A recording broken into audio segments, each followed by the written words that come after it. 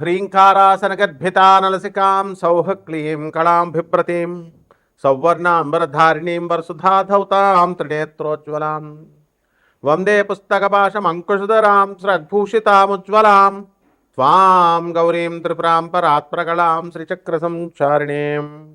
ఓం శ్రీ విజయవాడ కనకదుర్గాదేవ్యై నమః. దుర్గామల్లేశ్వరాభ్యాం నమః. ఓం వసుదేవసుతం దేవం కంసచాణూరమర్దనం దేవకీ పరమానందం కృష్ణం వందే జగద్గురుం. ఓం శ్రీ రాధాకృష్ణాభ్యాం నమః. మనందరికీ కూడా ప్రేక్షకులకి, ఫాలోయర్స్కి, మన ఛానల్ని ఆదరించినటువంటి వాళ్ళకి, మన అభిమానులందరికీ కూడా ముఖ్యంగా నూతన సంవత్సర శుభాకాంక్షలు. 2026 పరాభవనామ సంవత్సరం ఫస్ట్ పాయింట్. సెకండ్ పాయింట్, ఈ సంవత్సరానికి రాజు ఎవరో తెలుసా? గురువు. కాబట్టి ఎంతైనా సరే శాంతంగా విజ్ఞానంతో చేస్తాడనమాట గురువు. మంత్రి ఎవరు? ఇప్పుడు కుజుడు. మంత్రి చాలా డేరింగ్ స్టెప్స్ వేస్తాడనమాట.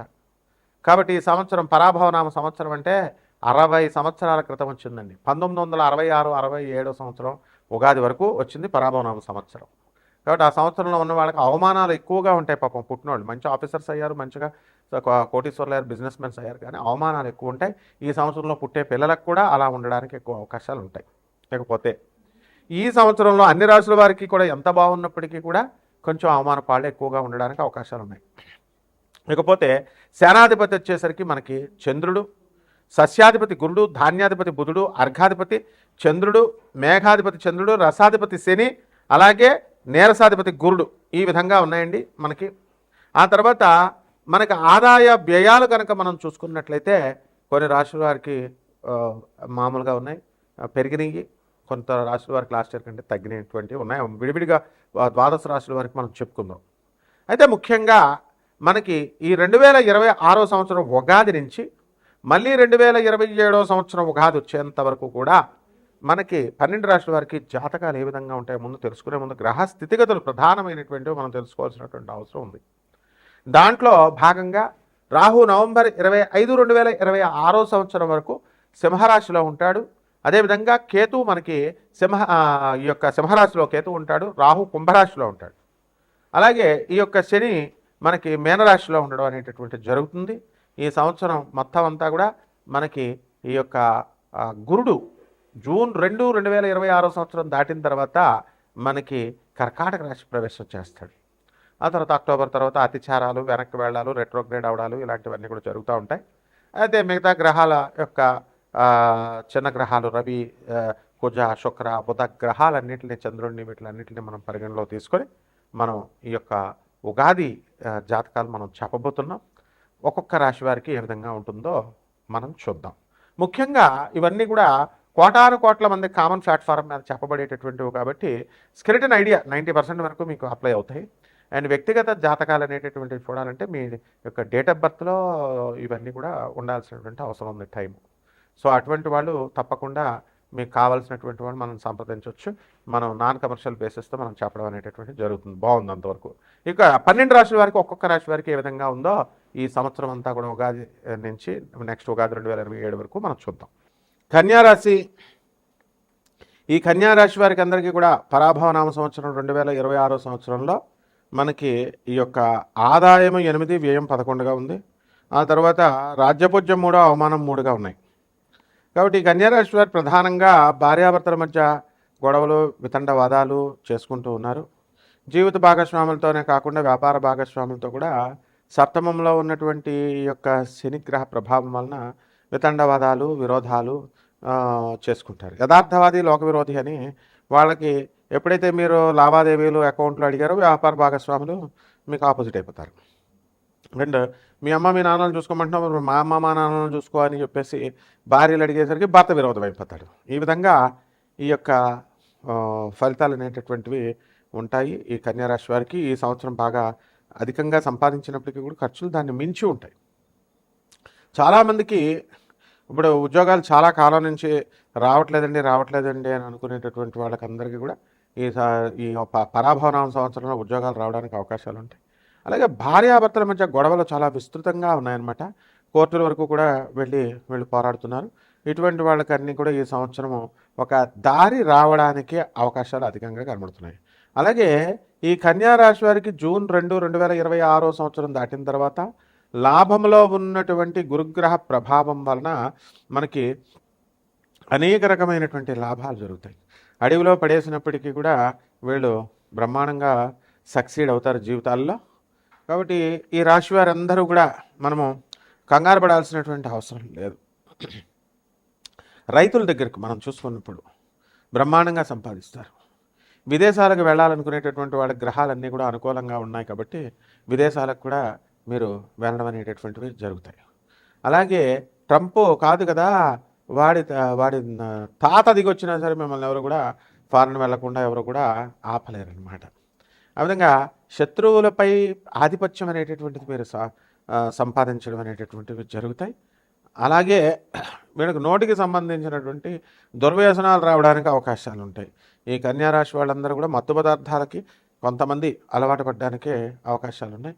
విద్యార్థులను తీసుకున్నప్పుడు ఈ కన్యా రాశి వారు అంతకుముందు ప్రేమల్లో ఉన్నటువంటి వాళ్ళు కాస్త డిప్రెషన్కి గురయ్యి కాస్త దెబ్బతినడానికి అవకాశాలు చాలా అధికంగా కనబడుతున్నాయి. కాబట్టి ఈ రాశివారు అనుకున్న పనులు అనుకున్నట్లు సాధించేటటువంటి అవకాశాలు ఉన్నాయి.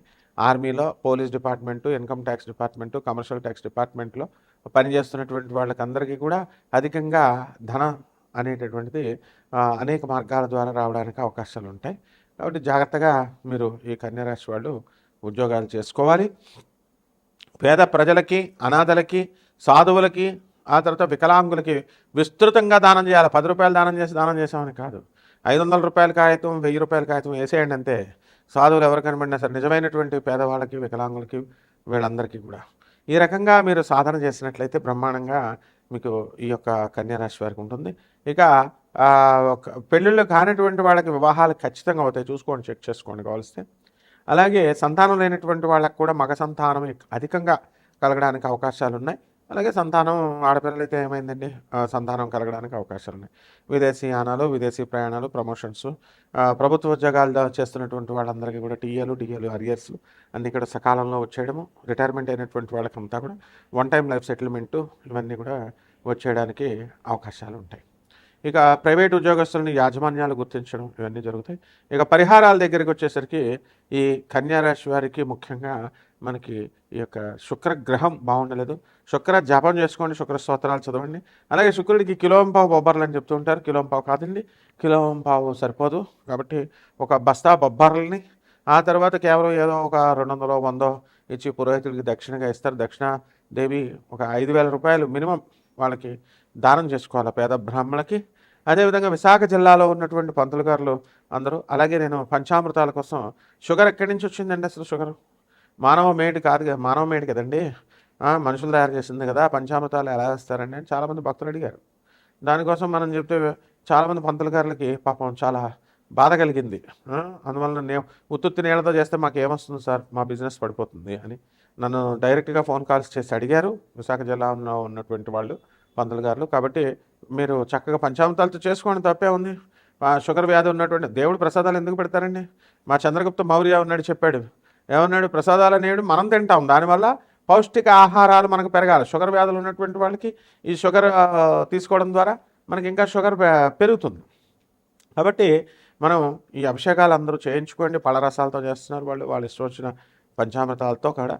అలాగే గోమూత్రంతో చేస్తున్నారు, గోవు పేడతో కూడా చేస్తున్నారు, చేయించుకోండి. మహన్యాసం ఒకటి నన్ను అడిగాడు, అందులో మహన్యాసం పూర్తిగా చెప్పగలుగుతారని. అరే స్టూపిడ్ ఫెలో, నేను అధర్వణ వేద పండితుడిని, ఒక ప్రొఫెసర్ని. ఇంకొకటి అడుగుతాడు నన్ను, ఏమండి మేము పంతులు గారులో అందరం వస్తామండి, మీరు వస్తారా అండి, కూర్చోండి డిబేట్ కానీ. స్టూపిడ్ ఫెలోస్, నేను జగద్గురువు శిష్యుడిని, భారతీ తీర్థ స్వామివారి శిష్యుడిని, మధుర కృష్ణమూర్తి శాస్త్రి గారు రాజమండ్రి, ఆయన వరల్డ్ వైడ్ నెంబర్ 1. శకుంతలాదేవితో కూర్చున్నాను నేను లాస్ట్ 10 yearsలో మా గురుగారి దగ్గరికి వచ్చేది. తర్వాత చంద్రస్వామితో కూర్చున్నాను నేను. Bengaluru Venkataraman astrological magazine magazine editor and world famous astrologer, వాళ్ళతో కూర్చున్నాను నేను. మీతో ఎలా కూర్చుంటాను నేను?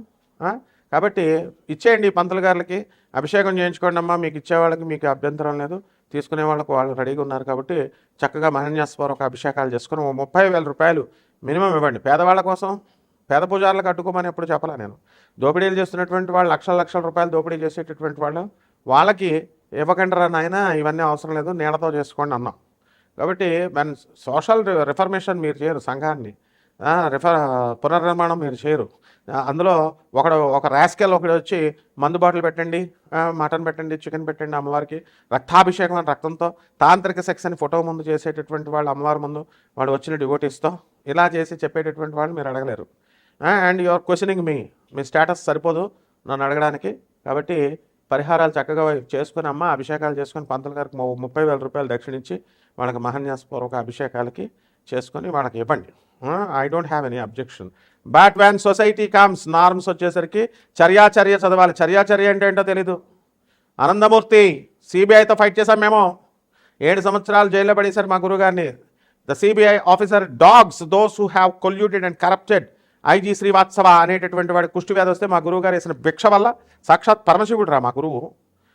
ఐడియాలజీ సేమ్ ఐడియాలజీని సేమ్ లార్డ్ కృష్ణ చెప్పాడు. లార్డ్ కృష్ణ చెప్పిన ఐడియాలజీని ఆనందమూర్తి ప్రభాత్ రంజన్ సర్కార్ని గూగుల్ చేయండి. నోబెల్ ప్రైజ్ భిక్షలాగా వేసాం 3 Nobel prize. Doctor Ravi Batra Nobel prize winner 1993 PROUT ప్రగతిశీల ప్రయోజక తత్వం అని. ఎంత ఉంది బ్యాక్గ్రౌండ్. 200 ఆశ్రమాస్కి 200 కంట్రీస్లో 600 ఆశ్రమాస్కి, ఇండియాలో 300 ఆశ్రమాస్కి ఇంటర్నేషనల్ కోఆర్డినేటర్ నేను ఆనంద్ మార్గ ఆశ్రమ్స్ అని చూడండి. So while talking you be careful. Okay, ఈ విధంగా జాగ్రత్తగా చేసుకోండి. బ్రహ్మాండంగా ఉంటుందమ్మా. శుభమస్తు.